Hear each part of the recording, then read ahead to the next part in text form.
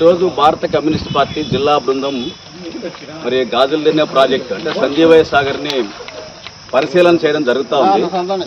ప్రధానంగా ఉమ్మడి కర్నూలు జిల్లాలోన చాలా ప్రాధాన్యత కలిగినటువంటి ప్రాజెక్టు ఈ గాజులదిన్నె ప్రాజెక్టు. జిల్లా విడిపోయిన తర్వాత మనకి ఏకైక ప్రాజెక్ట్ అనుకోవచ్చు మనం. అంటే గాజులదిన్నె ప్రాజెక్టుకి అంత ఇంపార్టెన్సే ఉంది. మరి 4.5 టీఎంసీల సామర్థ్యంతో ఉన్నటువంటి ఈ ప్రాజెక్టుని వైసీపీ గవర్నమెంట్ ఉన్న సమయంలోన, అంటే గవర్నమెంట్ పోయే సమయంలోన ఒక టీఎంసీని అదనంగా సామర్థ్యం పెంచాలని చెప్పి వాళ్ళంతా కూడా అనుమతులు ఇచ్చి దానికి సంబంధించి టెండర్లు పిలిచి పనులు కూడా ఒక కాంట్రాక్ట్ సంస్థకు అప్పచెప్పిన తర్వాత వాళ్ళు పనులు ప్రారంభించారు.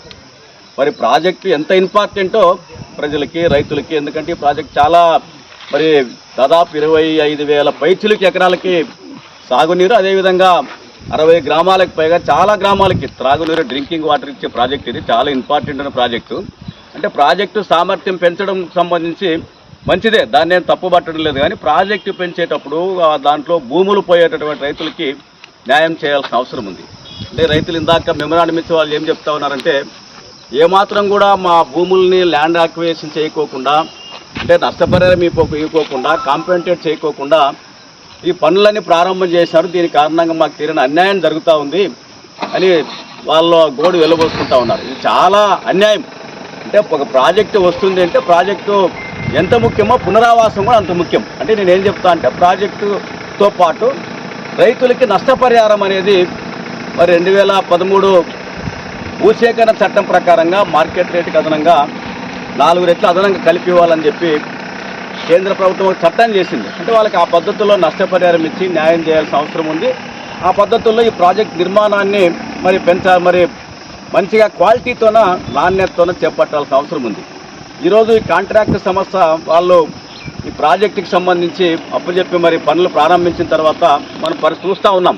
అంటే ఎంత దారుణం అంటే పని చేసేటువంటి ఒక సంవత్సర కాలంకే వాళ్ళు వేసిన మట్టి అంతా కూడా కుంగిపోయింది.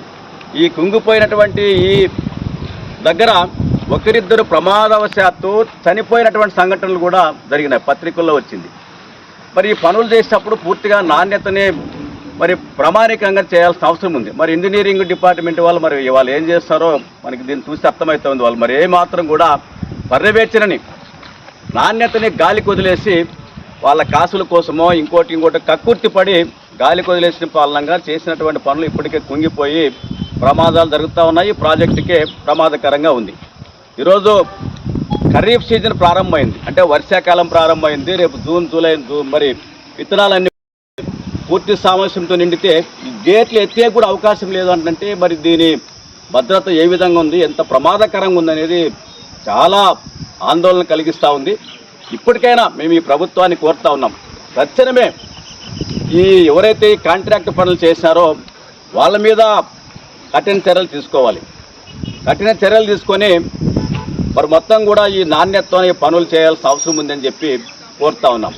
దీంతోపాటు ఇంజనీరింగ్ డిపార్ట్మెంట్ వాళ్ళే చెప్తా ఉన్నారు. వాళ్ళు ఏం చెప్తున్నారంటే, గేట్లు ఎత్తేకి అవకాశం లేదు, మేము చేపిస్తాము, కాంట్రాక్ట్ కంపెనీ వాళ్ళకి మేము సమాచారం ఇస్తామని చెప్తా ఉన్నారు. ఎంత దారుణం ఉందో మనకు అర్థమవుతా ఉంది.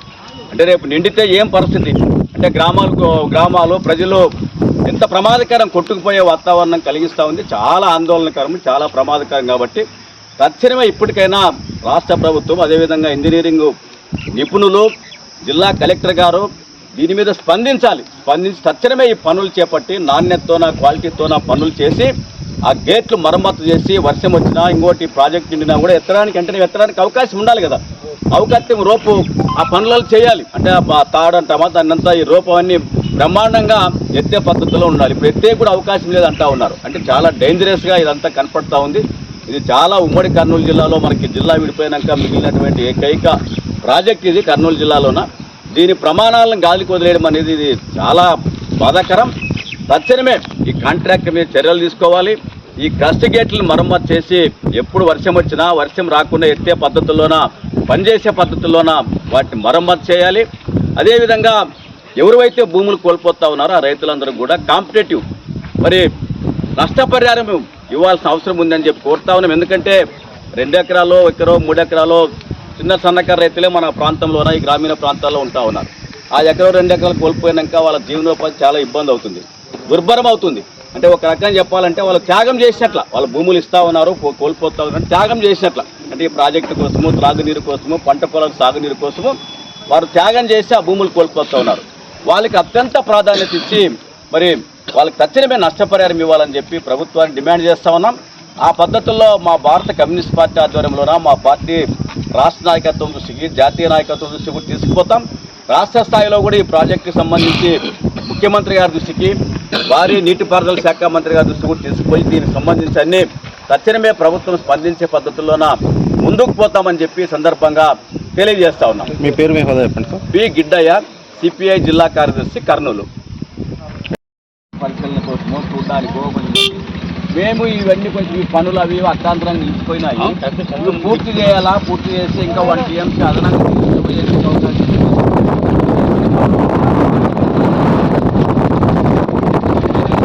వీటన్నిటి మీద పర్యవేక్షణ గవర్నమెంట్